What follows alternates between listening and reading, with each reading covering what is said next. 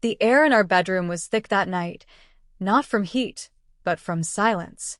The kind of silence that crawls over your skin and makes every breath feel like a secret.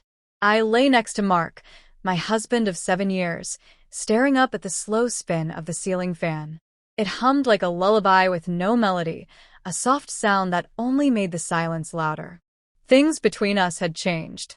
We weren't the same people who used to hold hands just to feel close. The sparks, the long glances, the laughter, had all been replaced by schedules, bills, and polite dinners. I missed the way he used to look at me. I missed feeling wanted. And I said something I didn't mean to say out loud. "Don't pull out," I whispered into the dark. "Please, Mark. I need more." His body went still. I braced for a fight, a sermon about trust or vows. But instead, he turned his head, eyes catching the dim glow from the bedside lamp. There was no anger in his gaze, just curiosity. "More," he repeated, his voice calm. "What kind of more, Elise?" I swallowed hard. "I don't know. Something different. Something real." Mark sat up slowly, like he was seeing me for the first time in years. His jaw clenched.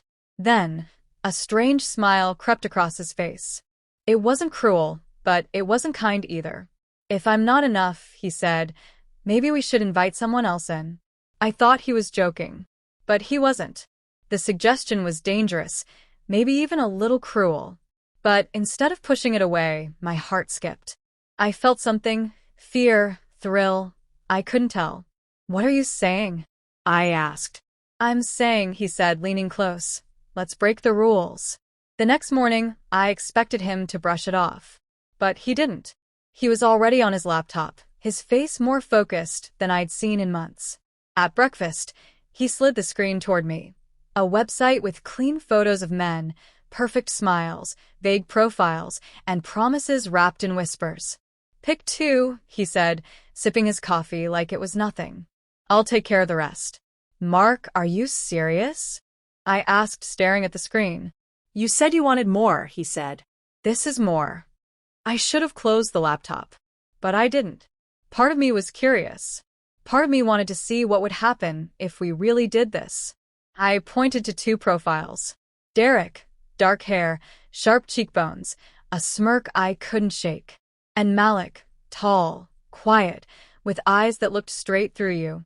Mark nodded. "Done. They'll be here tomorrow night." That day passed like a dream I couldn't wake from. My hands worked, but my mind was somewhere else. I kept thinking about Derek. His face felt familiar, like a half-remembered song. When the doorbell rang the next evening, my whole body tensed. I wore a black dress. Nothing flashy, just something that made me feel like myself. Mark poured wine, calm as ever, like we were having friends over for dinner. Derek arrived first. He was taller than I remembered. And yes, I did remember. Because he wasn't just a stranger from a website. He was my ex from college. The one who disappeared without a word. The one I never forgot. Malik followed. Quiet. Watchful.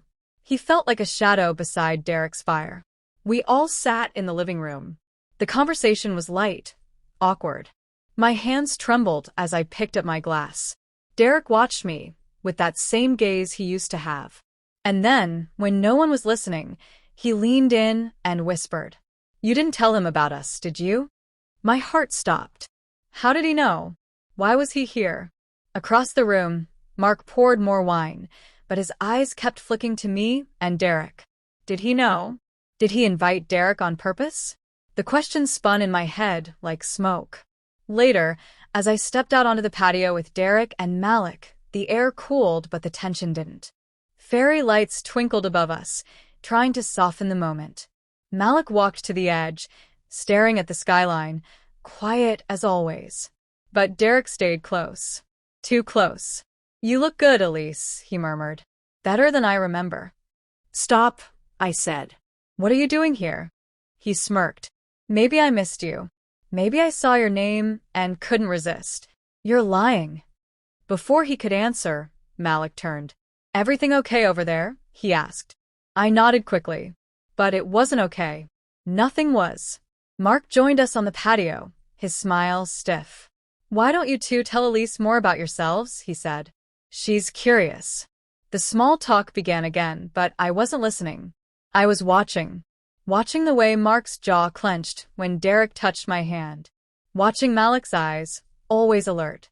Watching the cracks in everything I thought was solid. That night, when the guests had gone to their rooms, I poured another glass of wine. My hands were still shaking when I heard something, a voice. Mark's voice, low, coming from the hallway. Just follow the plan, he said. She won't suspect a thing. The glass slipped from my hand. Shattered. A plan? I cleaned the mess before he came back. Smiled like nothing had happened. But something had. I could feel it. The next morning, Mark was gone. Left a note about an early meeting. Derek and Malik were still in the house. Derek found me in the kitchen, slid into the seat across from me. Sleep well? He asked, too amused. I didn't answer. Malik joined us, watching me again with that strange mix of silence and warning. Then Derek slipped me a note. Check your phone. I did. A message from an unknown number. Mark's playing you. Meet me tonight. Alone. I didn't want to believe it, but my heart already did. While Mark was gone, I searched his office. In a hidden drawer, I found a contract. Not one of pleasure, but of surveillance. He hadn't invited Derek and Malik for me. He'd hired them. To test me.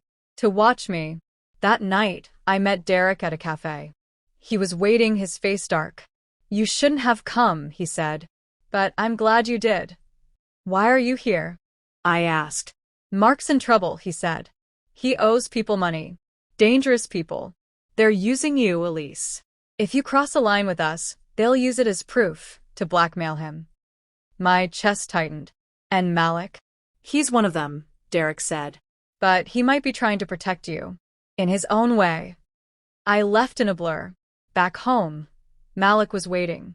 You saw him, he said softly. Yes. I was told to watch you. But I won't let them hurt you. I didn't know if I could believe him.